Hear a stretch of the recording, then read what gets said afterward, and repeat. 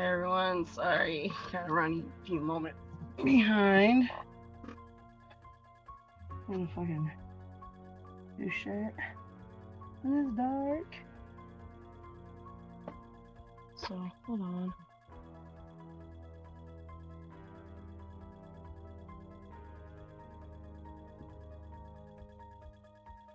Okay, so we are finishing up part 2 of Who Do We Appreciate?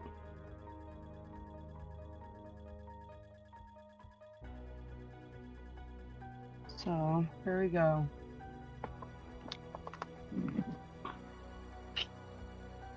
Kind of hard to read in the dark. It was just a coincidence. He was just grasping at straws to rattle me. What happens next is something you never see in competitive sports, not even a little kid's soccer. The play resumes, but the blue players don't play. They just stand there like pegs in a pinball machine. The Reds dribble around them. One of them shoots and scores a goalie who doesn't even move to stop the ball. The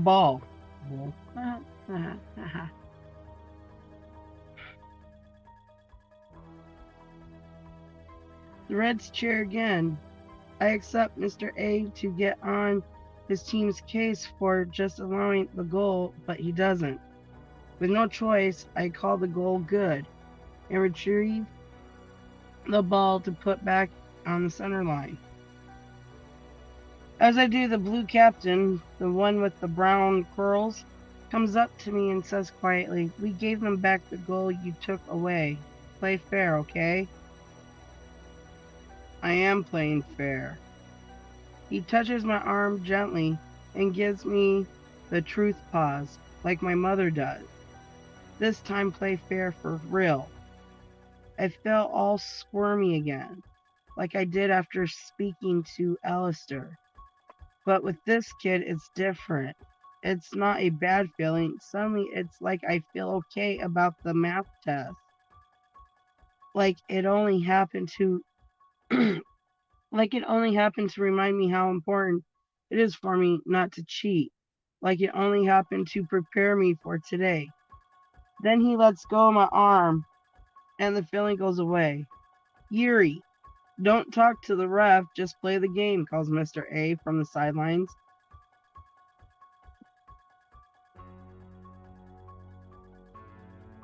Yuri, I think. There's something about the names of the blue players that sticks with me. Like I've heard them before. Yuri, Mikey, Gabe, Rafi, Remy, Ari. And the kid they just call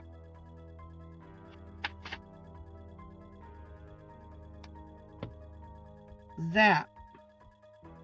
For the life of me, though, I can't figure out where I've heard those names. As Yuri runs off to the center line, I notice that his feet don't turn the ground yellow. If anything, his footsteps make the grass more green. The start of the game again. And follow Yuri's recommendation. I play the fairest that I possibly can, even though the red team scores 2 more goals. Even though the clouds have gotten so dark up above, it looks as if night is starting to fall at 7:30 in the morning. 3-0 at halftime. For all their teamwork, the Blues can't punch a single hole in the red defense. As the kids hurry off to their coaches for mid-game snacks and water, I silently swear that this is the last game I'm ever going to ref. Cody sits alone on the sidelines, halfway down the field from the blue team. Still feel like leaving? He nods. I feel like it, he says, but I don't want to anymore. This is odd for him. Usually when he wants something, he nags until he gets it. I expected him to spend halftime begging me to leave. Why not? The game's too exciting? The game's too important, he says. There's got to be a spectator. Important how? I ask. He shrugs. Don't know. I want to deny what he's saying, but I can't. Something's going on here that is beyond the workings of a soccer game. And although Cody says he needs to be a spectator, I sense there are already spectators, tons of them, watching from places we can't see. The thought makes me feel even colder. So I change the subject. Come here, I say to him. I want to introduce you to somebody. I haul him over to Mr. A. Mr. A, this is my brother, Cody. Cody, this is Mr. Epfelt. I had him for second grade. Cody stares at him like a deer in the headlights of a semi.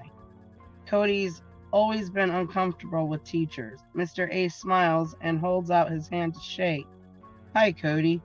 I think I was supposed to have you in my class this year, but I guess that didn't work out. Cody looks at Mr. A's hand. I nudge him, and he shakes it. Nice to meet you, sir. Mr. A goes off to his team, and Cody looks at his hand. The one that shook Mr. A's, like it might be radioactive or something.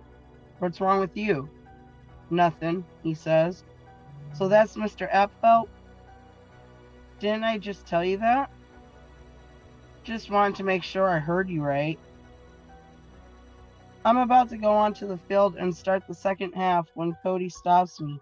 Danielle, there's something you gotta know. What? They named the gym after Mr. Epfelt. Yeah, I heard. Cody takes a deep breath, looks around to make sure.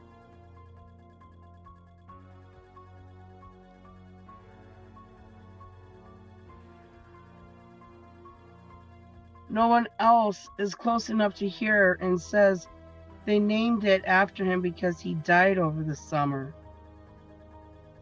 I open my mouth to say something back to him, but I find I have nothing to say. It was a car accident, Cody says. I had a substitute the first week of school until they found a new teacher. I want to tell him that he must have gotten it wrong. He always gets stories wrong. This time, though, I think he's telling the truth. I can't look him in the face. Instead, I look up at the sky. Now I can see lightning sparking deep within those mountainous clouds.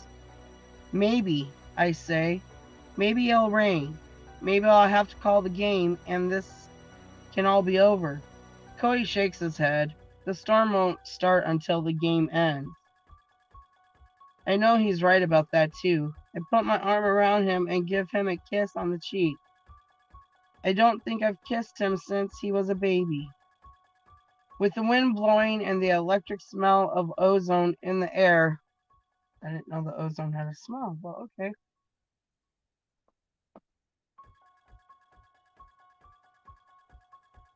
Hey, honey. Okay. I don't want to get too sidetracked here. Otherwise I get lost. Okay. With the wind blowing and the electric... Okay, I already said that. Okay. I ref my heart out that third quarter. I try to pretend it's just any old game. The Blues score. The Reds are winning 3-1. Way to go! Screams Mr. Epfelt to his team. Way to go! I have to hold back my cheers, but Cody doesn't. He shouts from the sidelines like a one-man cheering squad. The team give one another... Some of these people don't know how to fucking write. The team give one another high fives. But they're quiet about it. They know they're not home yet. It'll take 2 or more goals to tie, 3 to win. With the wind roaring as if there's a tornado on the next street, it's hard to hear my whistle when I end the third quarter. As the teams take their break, I go over to Mr. A. I stand there for a moment as he talks to the team, giving out new positions. Then when he's done, I have to say something. I have to know. What's going on here, Mr. A? I ask. How can you be here? And who are these kids? He thinks about his answer for a long time. I'm here because I'm here, he says. And as for the teams, they're not kids. Or maybe they've always been kids. I don't know. All I know is that once in a very, very long while, they have a contest, a battle. And who wins and who loses? Well, that decides. Decides what? Decides everything. I look to the two teams out in the fields waiting for me to start the final quarter. I've always sensed there were opposing forces in the world, light and darkness, order and chaos, good and evil. Call them what you want, but it doesn't change the fact of it. How and why these beings chose this battleground, I don't know, but I can no longer deny the truth. The fate of the world is about to be decided by a suburban pee-wee soccer game, and I am the judge. What happens if the red team wins? I asked Mr. Upfelt.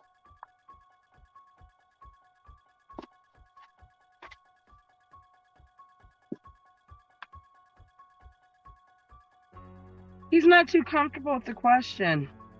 I'm not exactly sure, he says. They've never won before. But maybe it's best if we don't think too much about it now. Easy for him to say. He's already dead.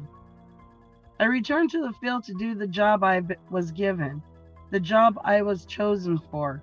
I blow the whistle that may just begin the end of the world. Red gets possession. Florian takes it downfield. What kind of fucking name is this? Florian. What the fuck ever, man. But it's stolen by his teammate, Loki, who then gets it stolen by another teammate, Seth. And finally, as it gets close to the goal, Alistair takes it away and drives toward the goal. Mikey defends it expertly and takes it, passing it to Gabe, who passes it to the twins, Remy and Rafi, who take it down toward the red goal. But now the red defensive players are arguing. Those reds just can't get along, and that could be their undoing. They're so involved in battling one another that Remy dribbles the ball right past them and scores. The Blues are only down by 1 now. 4 minutes left. The Reds are furious. They yell at one another. They yell at the coach. I show the yellow card to 2 more kids for poor sportsmanship. But no one gets the red card. It's like they know exactly how far they can go before being ejected from the game. That's the nature of evil, I guess. To always be at the brink of being caught, almost, but not quite being exposed for what it really is. 1 more minute of play. I'm shivering. The leaves that have been hissing in the roaring wind are finally being torn from their branches and disappearing into the blackening sky. The field is yellow everywhere now, and both coaches look scared. Not just Mr. Ethel, but the red coach too, as if he never really wanted his own team to win. And then something happens. Something that changes everything. The ball is moving toward the red goal again. It looks as if the blue will score. Yuri comes in for the shot, but Alistair is there to block it. He gets to the ball first. They collide, and Yuri loses his balance, flying into the hardwood frame of the goal. The goal shudders. Yuri yells out in pain and hits the ground. I blow the whistle and race to him. Take a knee. I call out to the players. Everyone, even the Reds, go down on 1 knee as I go to examine the injury. It's bad, really bad. Yuri's arm is broken, twisted at a horrible angle. But as I look away from it, I see through the corner of my eye not an arm, but feathers. White feathers on a wing bent backward over itself. I quickly look at it again, but it's just an arm. Yuri moans in pain. Coach Epfel is there in an instant, assessing the damage. He tries to move Yuri's arm, but Yuri yells the second he touches it. Then from behind me, I hear a cold, calculated voice. Looks like the game's over. Standing over me, Alistair looks much taller than his 4 feet. From this angle, I can see 2 little bumps beneath his hairline that look like the slightest hint of horns. It's not over yet, I tell him. There's still 3 minutes to play.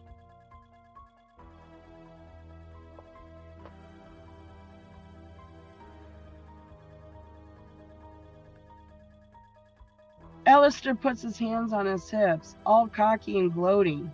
Rules say 7 players on a team. Now they got 6. So what? They can play with less than the regulation number. Then he smiles. Not if we call a forfeit.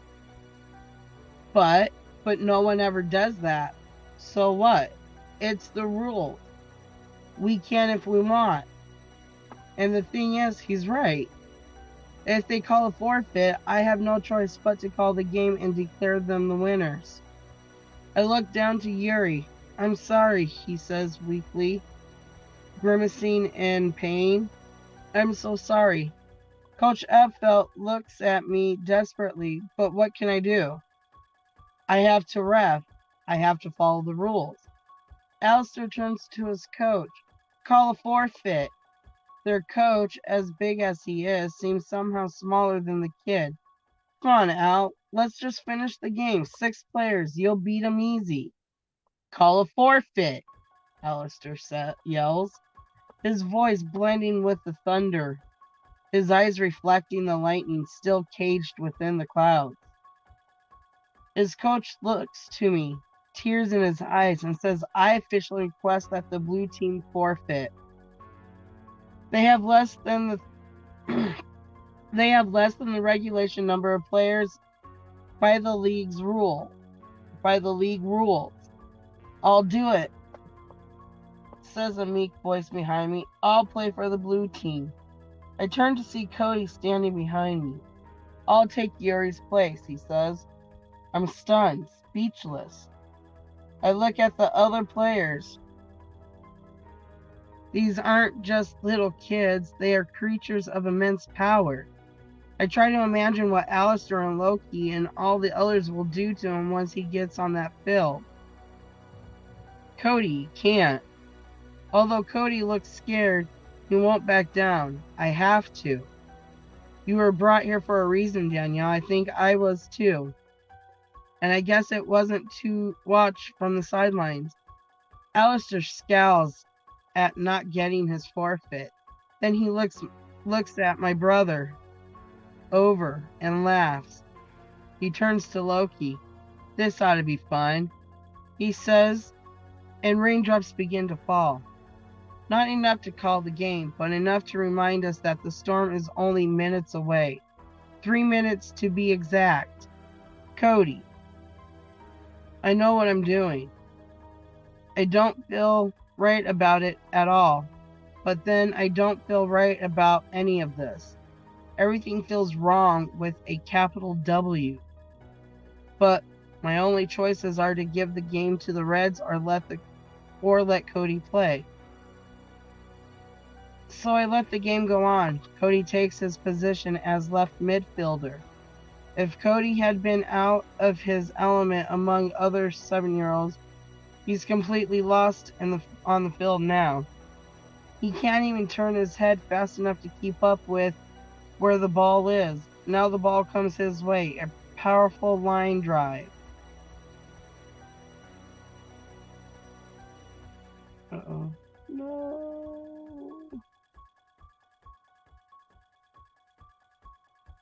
Holy shit, I lost my spot.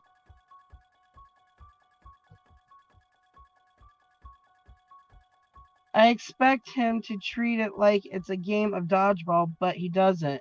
The ball comes flying in his direction, and instead of blocking it with his hands, which would make me have to call a handball if it hits him,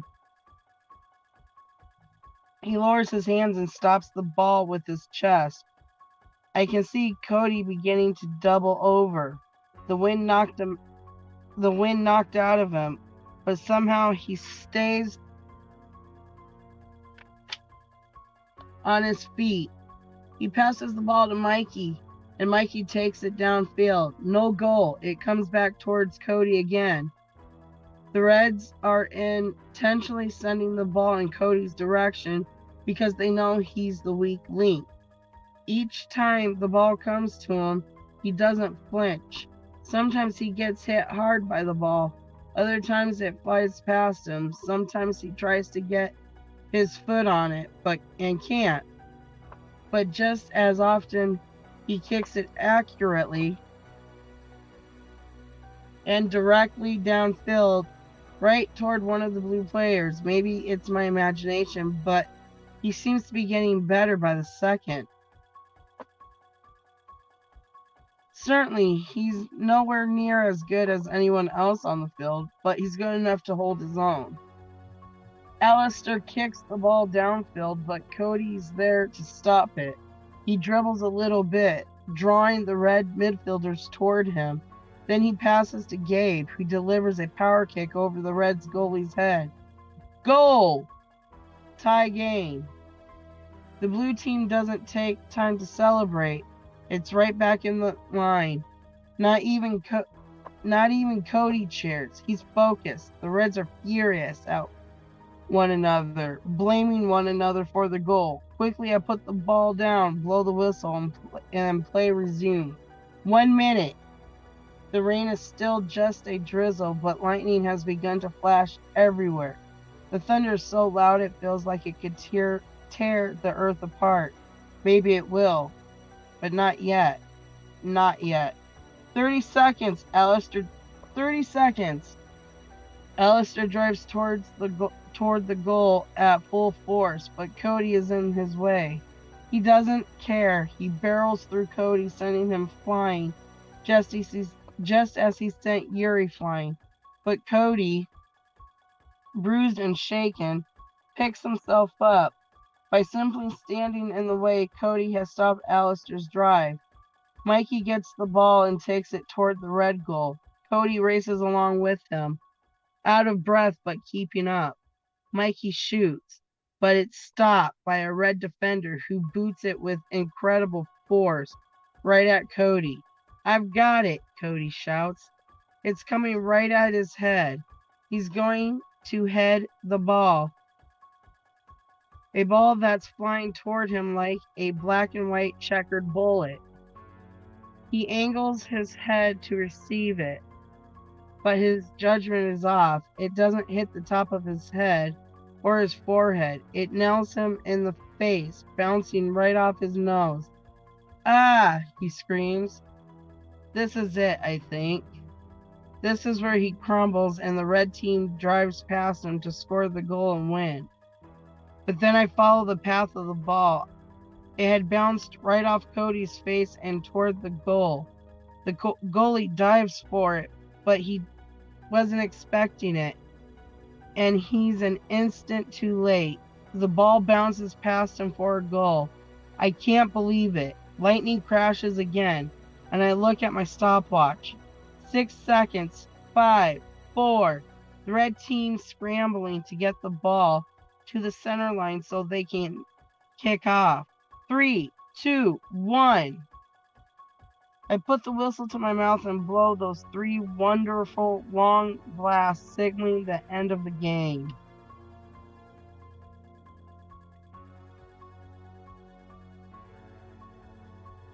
Now for the first time, the blue team begins to cheer. They race to Cody, lifting him up. He's almost weightless in their arms.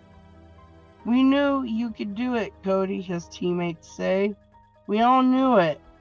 Only now do I notice the blood. There's blood all over my brother's face. Cody, are you all right?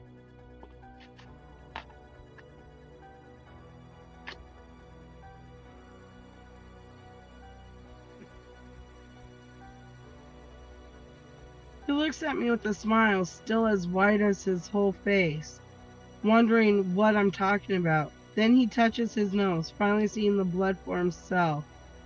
It's just a bloody nose, he says. But what if it's broken? So, he'll heal. This from a kid who always screams at the prospect of Bactine and a Band-Aid.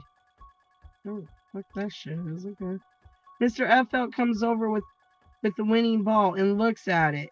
He rubs his finger over the spot on the ball. There's a small red smudge on the ball, already turning brown. The spot where it connected with Cody's nose. Looks like it took a blood sacrifice to win the game, says Mr. A. How about that? He hands the ball to Cody, telling him he can keep it. A souvenir for saving the world. That's when I realize that Yuri is with them, jumping up and down and holding Cody high, using the same arm that was broken. And I realized that it was never broken at all. When the excitement settles a bit, I ask Yuri why he did it. With the game so close, why did he pretend to be hurt and let my brother play? Yuri just shrugs. He needed to win more than I did. But how did he know he would win? I didn't, said Yuri. I guess you could say it was an act of faith. Remy razzes him when he says it, but doesn't contradict him.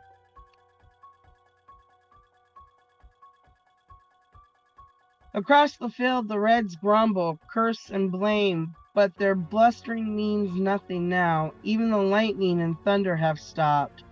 Look at them, says Mr. Upfelt. How could a team like that ever expect to win? Then he gathers his own team together into a huddle. Okay, guys, you know what to do. The Blues, Cody included, put their hands in the center and they chant, 2, 4, 6, 8, who do we appreciate? Reds, Reds, yay. But the Reds are gone. They vanished along with their coach. They didn't even have the courtesy to echo back with the traditional 1, 3, 5, 9 rhyme. Mr. A and his players come over to say goodbye. Some shake my hand, others are too cool for that. They just punch knuckles with me and Cody. Then Gabe says, hey, could I try out your whistle? I take it off my neck and hand it to him. He takes a deep breath and blows. It begins as a shrill sound, but mellows until it sounds like a horn. Nothing so refined as a trumpet or anything. Something more earthy, like he's blowing into a ram's horn. And as he blows, the clouds above boil away into nothing. Bright sunlight begins to fill the field. And by the time his lungs have forced his last bit of wind through the whistle, the grass that had gone completely yellow is green again. Yeah, that's a good one, he says, handing it back to me. You should hold on to it. I think I will, I tell him. But I don't think I'll ever use it for just any old game, because after Gabriel the Archangel has blown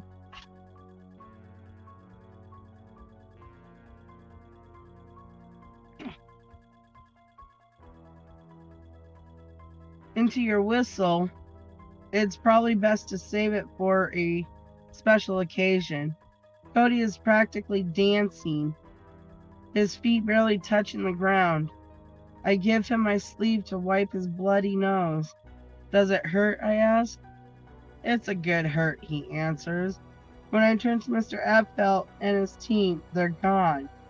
Uriel, Michael, Gabriel, Raphael, Remiel, and the rest have all vanished, just as the red team has.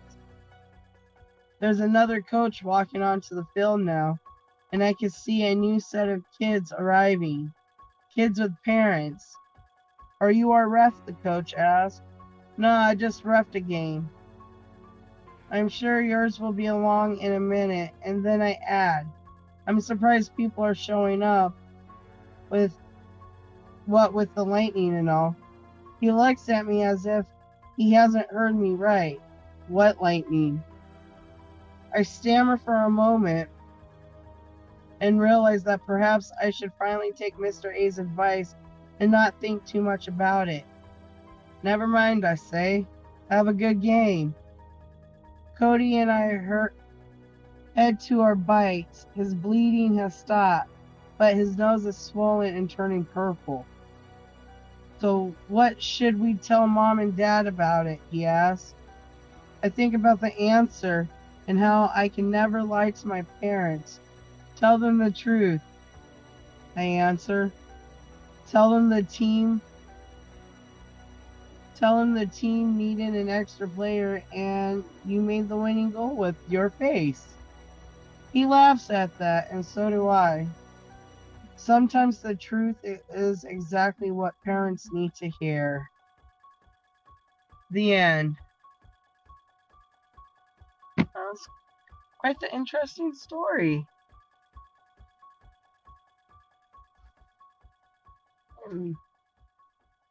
A soccer game against God and Lucifer. Interesting.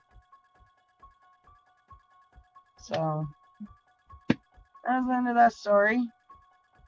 And so hope you all enjoyed it. Hope it's interesting. Again, it's from a book called Darkness Creeping by someone Shusterman. And it's just a book of short stories. And so next week's story is called Soul Survivor. So come back next Thursday, 7 p.m. for a new story, Soul Survivor. And again, I hope everyone enjoyed it. An interesting story. So with all that being said, have a blessed evening, be safe, and peace. Wait. Sorry guys, wait. I gotta add something funny real quick.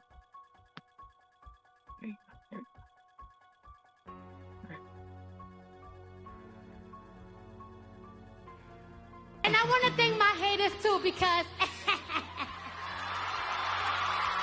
they be downloading my stuff so they can hear it and talk crap about it, but it benefits me.